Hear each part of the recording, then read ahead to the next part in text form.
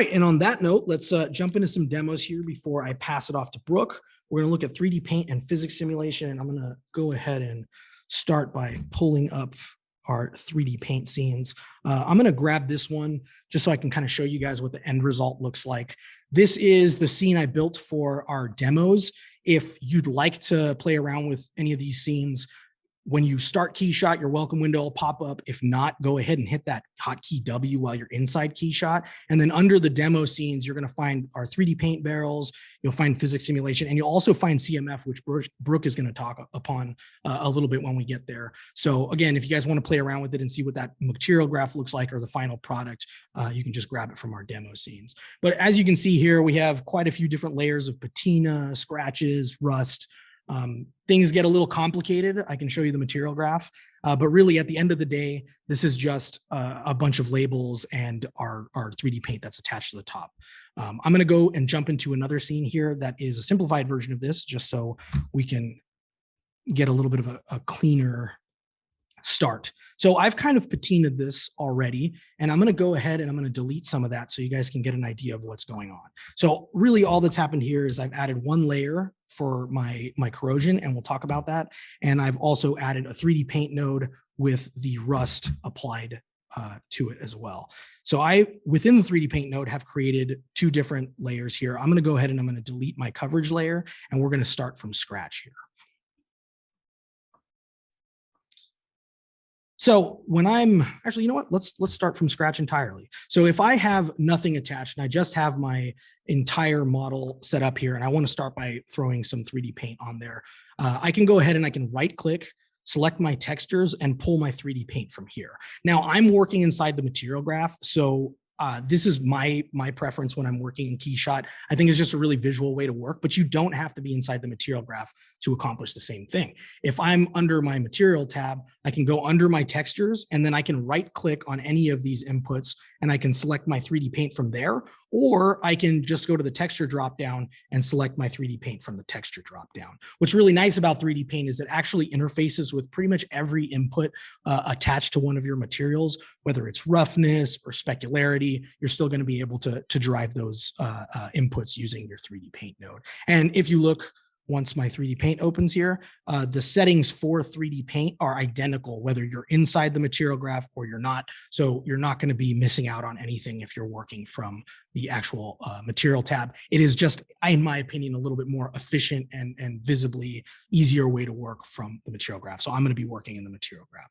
So I've applied my 3D paint node to my color, and I am going to add some rust to this model, right? So what I want to do, since I'm working from that original, the second method that I showed you guys earlier, where I'm actually dropping the 3D paint into my material graph, I'm going to go ahead, I'm going to pull my file that I've sourced, my rust, pull it into the material graph, and I'm going to throw it onto my color input. And as you can see, my color input actually changed right there. And I also have it inside the material graph. If I was working the other way, we wouldn't see this in the material graph. It would just be there. I'm going to go ahead and switch between these. If you notice, there was a black, my brush stroke was a little black there. Sometimes if you don't have this set up, it doesn't read it immediately. Easy way to do it is just switch between them and it'll pop back immediately. So I'm going to go ahead and show you how I would go about using this workflow. I'm going to create a drip on the side here. So we're going to run through paint, we're going to run through stamp, and we're going to run through eraser. If I'm painting, and this is how I would go about making a rust drip, first thing I'm actually going to want to do is make sure that I have my brush shape squared away. If you want to use a circular brush shape, that's great. I tend to make my own brush shapes or source them online because I like having something that's a little bit more irregular. So I'm going to use this chip brush that I've created, and I'm going to paint with that. And now you'll notice that my brush is no longer circular. It's actually adopted the shape of the PNG that I'm using to drive it. So in this case, I'm going to add a little rust strip along this edge right here. One recommendation I have for you is work in performance mode. I have a pretty powerful computer at my disposal. I can get away without using performance mode, but even then it's still, it's more efficient, and it's a smoother experience if you're not using, if you are using performance mode over CPU or GPU. So I recommend being in performance mode while you're working, and it's not going to detract at all from what you're actually seeing in context to the texture. So right now I have my brush size. I think that's a decent size for me to paint over this little ridge. I'm going to drop my opacity down a little bit. Typically I would start somewhere around 80% to 90% when I'm blocking things in. In this case, it's going to be a really small drip, and I kind of want that change in opacity, and I want different parts to be a little bit more visible than other parts. So I'm starting with a little bit of a more opaque brush. Once I have something roughed in like this, I can jump over to my eraser settings, and then I will once again maybe adjust my size a little bit just so I can get in here. And the nice part about weathering is, since weathering is irregular, it's kind of not planned out, you don't need to worry too much about how you're approaching it, and leaving artifacts behind actually tends to add a little bit more realism to your final product. As you can see, I'm just kind of clicking and pulling over. I am doing this with a mouse, so it can be done with a mouse. I do recommend using a tablet. It just tends to make things easier, and you don't have to constantly be clicking to actually get your effect to come into play. And as you can see, I'm really not taking too much time and being not super careful to get my effect. I just envision this drip happening. You could have all kinds of drips happening all over the place, as you saw in that first version that I showed you, which is the demo scene. So I'm just going to kind of do this quick so you guys can get an idea of how that might look.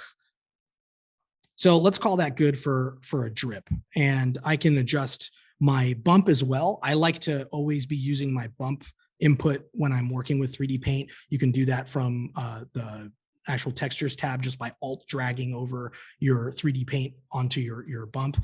And then once that's set up and I have my performance mode off, typically you're going to get a little bit of highlights hitting that rust texture, and it's going to give it a little bit more realism and a textural element to it. So definitely be using your bumps if you're trying to patina or weather. It adds quite a bit to your rendering. Okay, so back to performance mode. We've added a drip. Now I want to put a general air of rust and coverage over the entire thing. So I'm going to go over to my 3D Paint. You can see that this is the top layer. My layer background color is blue.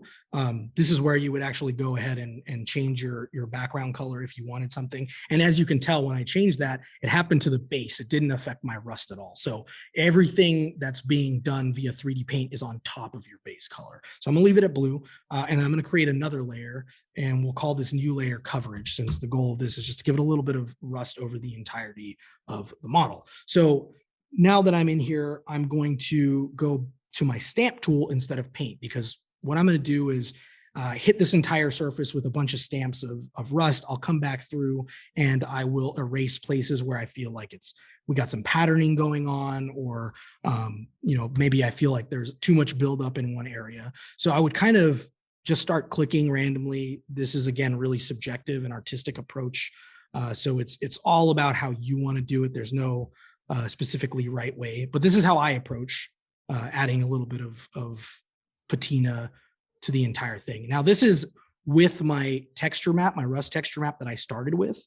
I'm also going to show you how to work with a label, because I don't want everything to be isolated to just this rust texture. I also want to have some corrosion that feels metallic and a few other things. So I'm going to just call this good, and I'll start erasing so you guys can get an idea of how I approach that. So we got a bunch of rust on here. We have the bump attached to it, but it's a little heavy handed, and I don't particularly want it to be this visible. So I'm going to come in here with my eraser tool. I'll again adjust my size because I don't want to take off the exact same amount. And then I can adjust my opacity, to whatever I feel is necessary. In this case, things are a little heavy, so I'm going to just go through everything and start knocking things down. If I see any patterned areas from the brush, I can pull parts of that stamp off in just those areas until I start getting something that really feels like a background effect, and just like maybe this barrel was sitting out on top of a boat for an extended period of time, and the salt water started kind of getting to the surface. So that kind of gives you an idea of where I'd start with that. Now, I have my 3D Paint set. I've created my rust layer, but I want to give it some more corrosion.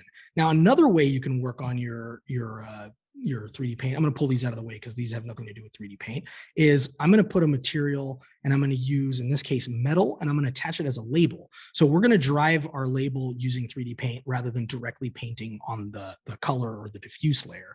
As you can see, I'm completely covered by the metal material that I chose to put on my label. And I'm going to grab a 3D paint texture to help drive this. So if I were to put that 3D paint texture on the color input, I'm going to have the exact same result as I have up here, where I'm basically just painting on top of that metal color. That's not what I want. In this case, I want to actually paint with this material. So I'm going to go ahead and I'm going to drop it over onto the opacity input. And with the opacity input on, you can tell that nothing is visible. Basically, what I'm going to be doing is every place I stamp, that metal material is now going to visibly appear as the label. So I'm going to go back over to my stamp tool. I'm going to actually go to my 3D paint node for this one. And then I'm going to go to my stamp tool.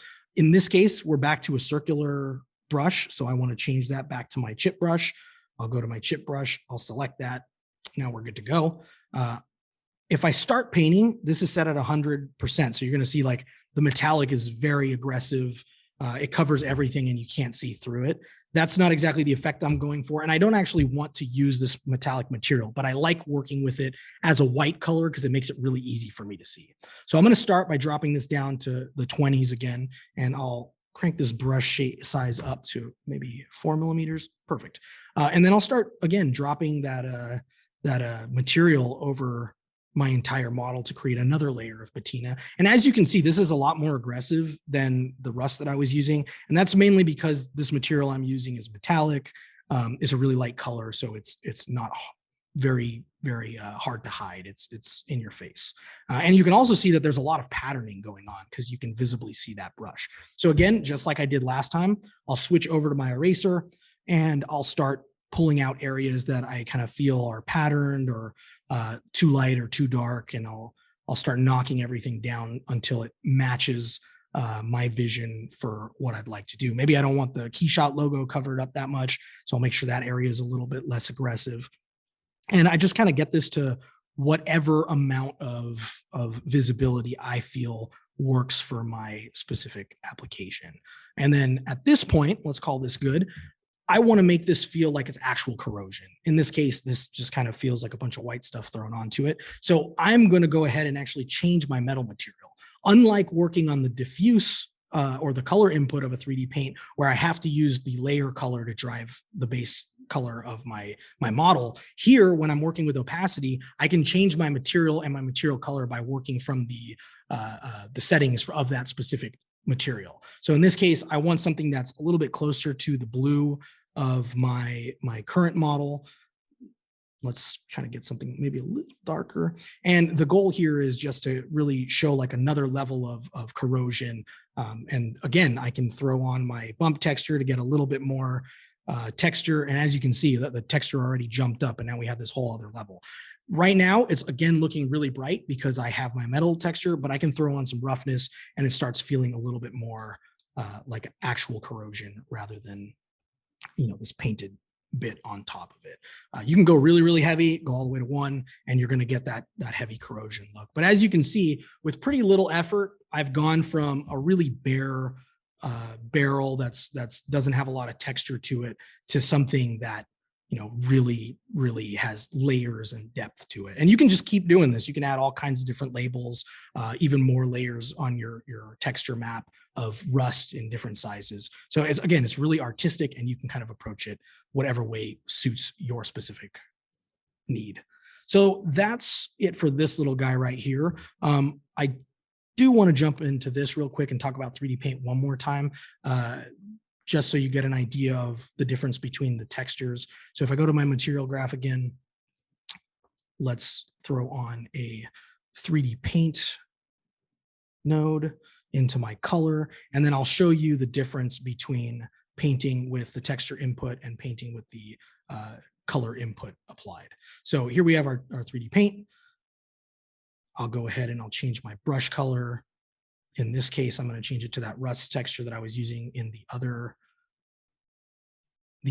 model. And then I'll go ahead and I'll paint it just with that. Let's make this a little bit bigger. So even in the brushstroke preview, you can see there's a difference in how that's going to look. So when I paint on this thing, you can see that it's really making this snake-like effect. If you're working with gradient brushes or this is the kind of effect you're going for, it's a great tool to use. But again, if you want to have that one-to-one texture, you need to approach it the way I did it in the last version, which is grabbing your texture model or your texture map and then dropping that onto your color. And then once that happens and I go to paint, I can actually paint that full texture in, which is basically the equivalent of uncovering it as a texture map if it was just dropped onto the diffuse. And then one last thing on this one, you can see that I've kind of overlapped onto that radius edge right there. If I were to use that only draw on plane checkbox right here, it's basically just going to confine it so I can't get over that radius edge. So that becomes really useful if you are working with those converging planes or you don't want to get these edges. And what's nice is it really doesn't matter which surface you click on, it will automatically sense that that is the plane that you want to work on. So really useful. I highly recommend kind of maximizing that if you are trying to keep things clean and do each individual surface. All right, with that said, let's jump over to our physics simulation. This should be pretty quick. It's a really easy to use feature, and I'll give you guys an idea of what's happening. So here's our cold brew coffee bottle. You can get that from the cloud library. Everything in this one I've grabbed from the cloud library, including the coffee beans. And basically we just want these coffee beans that are up top to drop down over here. As you can see, there's no funnel. This shouldn't take very long to calculate because it doesn't have to go through a lot of collisions until it actually makes impact with that bottle. So there's our bottle. We're going to set it up. If I go up here to my tools, it'll open up my geometry tools, and that's where you're going to find your physics simulation. With the physics simulation clicked, you have your physics simulation window, which pops up. And from the slides, you'll recognize the different areas, your settings, your scene tree, and then your animation timeline down here. Again, best practices, you want to click on the models that you're going to actually want to animate. And then you also want them to be at the start point of your animation so that they can kind of progress through the entire thing. I'm going to go ahead and change the maximum simulation time to 3. I know that that's about all this needs to go through. Again, if you don't, it might be better for you to leave it at 0. And then once you hit this begin simulation button, while it's simulating, if you see it progress to a point where you're happy with it, this becomes a stop simulation button, and you can click that whenever you want it to stop, and then it'll populate your animation timeline with whatever's been calculated at that point. In this case, I'm leaving pretty much every other setting at its default. You could change that to 60 frames, like I mentioned, if you want to have more frames to be able to pull stills from. Simulation quality is fine, gravity is normal, friction is normal. I am going to hit as parts. If I were not to hit as parts, basically these little planes of coffee beans are going to drop as a solid plane, and then they're going to hit the top of that coffee bottle, and they're going to just kind of teeter-totter. So we really want to make sure that as parts is checked, so the individual components of this model actually fall off and scatter over the actual table. So I have my as parts checked, I have my settings set. I'm going to go ahead and I'm going to begin my simulation. As you can see, there's a loading icon at the top here letting you know it's working, and you can see that the simulation is kind of progressing, and you're getting a preview of what that's going to look like. Obviously, it's slowed down right now, and that's because this is the first time in that drop that it's starting to calculate collisions and try to really understand what's going on. So that's what I was talking about really thinking through your scenes and trying to minimize those collisions as much as possible if you can, while still keeping it look realistic. So as you can see, things are falling. We have a nice little bit of coffee beans that are settled up there, and these are starting to scatter over the surface. Now, if I had it set to 0 up here and I didn't particularly, want to wait too long, and this seemed pretty normal to me, I could hit my stop simulation at any point, and then that'll progress to the point that it's actually simulated and populated out here. You have your physics simulation folder here. That'll create a yellow taskbar along your timeline, and then you'll also get a plus and minus sign that lets you open up your physics simulation folder, and then you'll see each individual coffee beans keyframes in there. So it should be done here in a second. If not, I'm going to go ahead and hit stop simulation, and then you can see that now I can scrub through and I can preview the simulation that's occurred. So I like this. I think it's good. I'm ready to render. I'm going to go ahead and hit OK, and I've populated down here. And just quickly, when I hit that plus, you can see all the different coffee beans and their keyframes there. So at this point, I'm ready to render if I want to render, or I can find a spot that I like for a still image. Maybe that's the spot right there, maybe one over. And I can also add motion blur. So if I want to get kind of this captured moment of motion for a still image, this is another great way to go about doing that. So physics simulation is just a really useful tool. Like I said, I think pretty much any industry can use this if they're trying to create something really dynamic.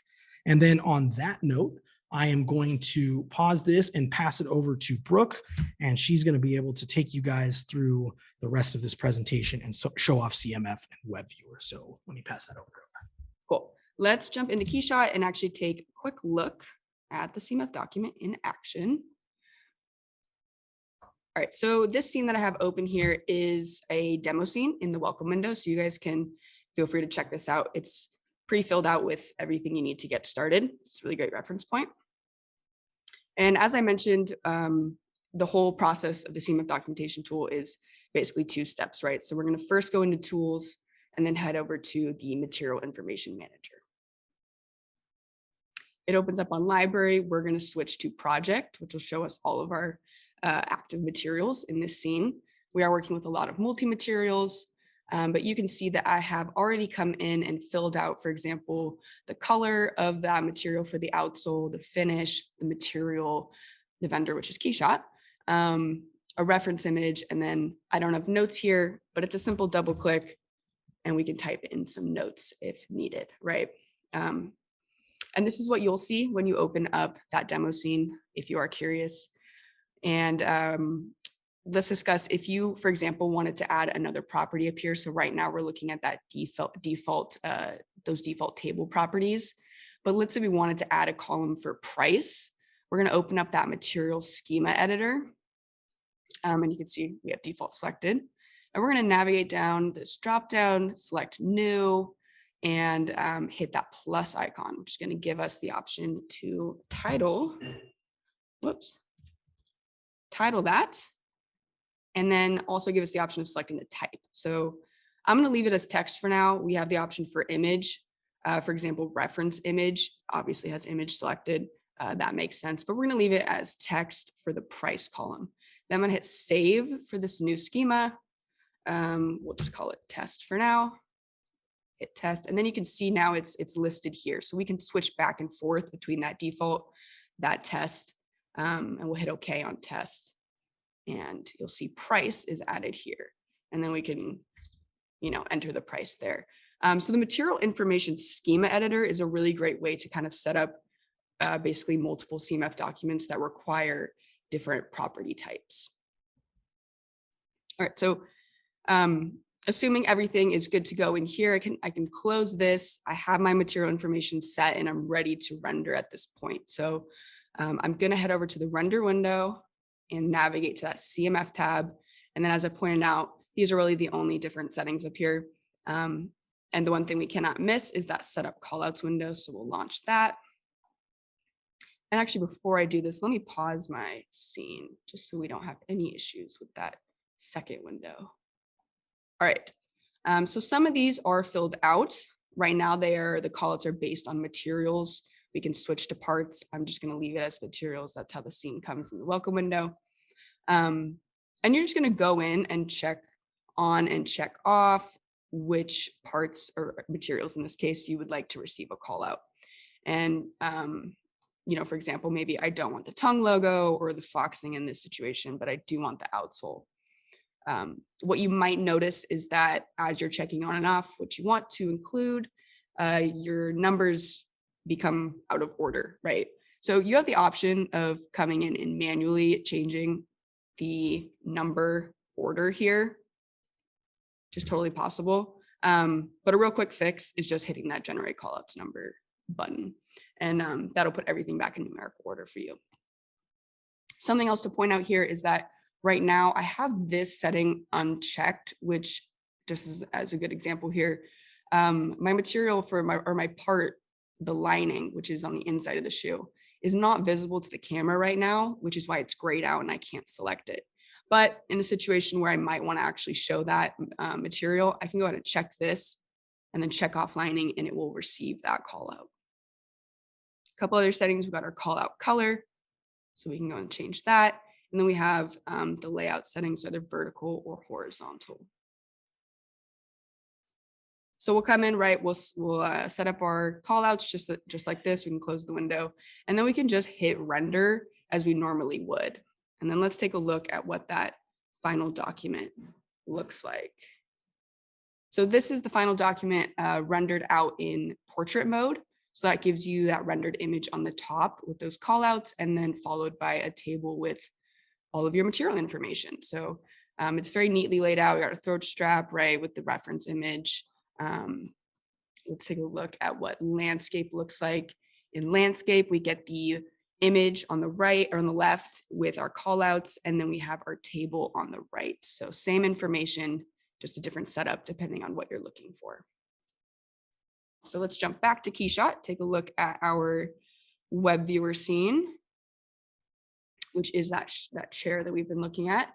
And I will point out right away that this is the multi-material applied to that chair. So it's titled chair, and it's followed by all of its variations. So we have a solid orange plastic material, a gradient green plastic, we got a hydro dipped, looks pretty cool. And then we got this pink one with a Keyshot logo. So that's what we're working with in this scene. And I'm ready to send it and share it with someone else, right? Maybe I want their opinion on which material they like the best. So I'm gonna hit File, Upload to Keyshot Web Viewer. And then that gives me that upload window that we looked at. So like I mentioned, we can check on or check off those advanced options, but we're totally fine with that 80%. So we're gonna leave it like that for now. I am definitely going to hit bake textures because I do have several textures and a couple labels on those submaterials that I want pulled through. And then the add mobile friendly textures option, that one's going to output a second version of each texture in a lower quality so that you can load it faster on a mobile device. So if you know that that's what you're going to do, you're going to send it to someone who's going to view it on a mobile device, then checking this on might be helpful. Like I said, we can set a password. Did I spell Keyshot right? I did. I wasn't looking at the keyboard. All right, but we're not going to actually send it with a password. So we'll just uncheck that for now. And then of course the cloud storage. So you can see I have 10 gigabytes of space. I haven't used anything. So looks like we're going to be fine. So I'm going to go ahead and click package. And this should be a pretty quick process here. There are ways to manage your storage with your cloud account that, that way, if you look at this number here and you're like, oh, I can't upload that because I don't have enough space, or it gives you a warning in some situations where you don't have a space, you will get a link here to manage that storage and, have the option to delete maybe some previously uploaded scenes in order to make space for this one. But that looks good. So we're just going to hit upload. And that's essentially the process. I will click this link and hopefully it opens in the right. Yes, it does. Perfect. So this is the Keyshot Web Viewer loading up here. We've got our navigation bar with the name of our project, which is really nice. And then you can see that I can freely spin this model around, zoom into the details of this chair. And then, as I mentioned, we have our touch-friendly mode here. So we're looking at that orange, but I can switch and I can zoom in and view that chair in any material I'd like. One other thing that I did not mention when we're actually in Keyshot is actually environments are pulled in automatically as well. So in that Keyshot scene, I had 3 environments. So I had the studio, which is what we were looking at, but I also had an outdoor setting and I had this like neutral just HDRI in here. So multi-materials and environments are pulled in automatically. Now, an example of if you did want to go into the Configurator Wizard, which we're not going to go into in this demo, but we have some YouTube videos on our YouTube channel that you can check out about how to navigate that Configurator Wizard if you'd like. But let me just show you an example of what you can do with the Configurator Wizard, which is actually come in and control model sets. So for example, this is that single chair, right, with those material variations, but I also added the chair upside down and I can also change the materials for that as well. And then I even went as far as just used physics and dropped a bunch of chairs, and I can change the material on those chairs too.